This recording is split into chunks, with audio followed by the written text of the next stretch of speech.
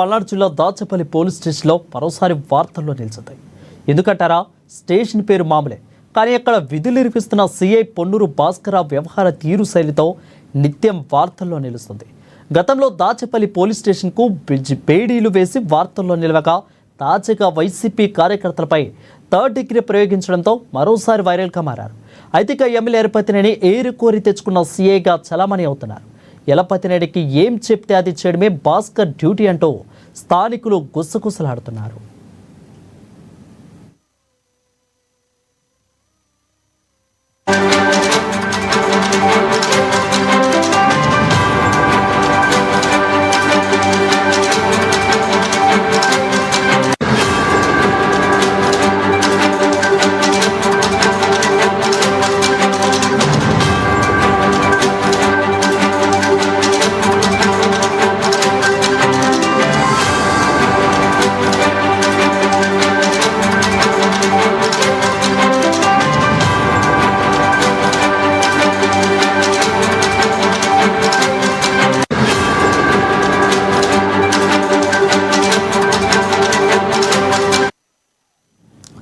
ఇక వైఎస్ఆర్సీపీలో యాక్టివ్గా ఉండే నాయకులను టార్గెట్ చేయడం, వారిని పోలీస్ స్టేషన్కు పిలిపించి చావపాతడమే లక్ష్యంగా పెట్టుకున్నారు.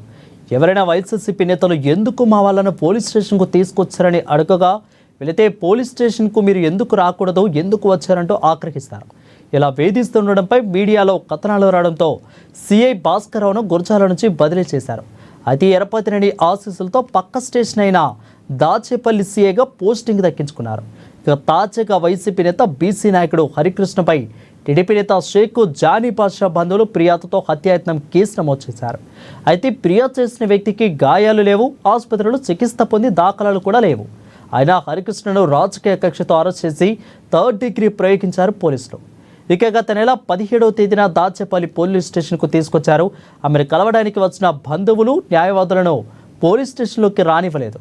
పైగా పోలీస్ స్టేషన్ గేట్లు వేసి తాళం బదులుగా బేడీలు వేశారు. ఇంత జరిగిన పోలీసులు, ఉన్నతాధికారులు ఇదేంటని ఒక్క మాట కూడా మాట్లాడలేదు.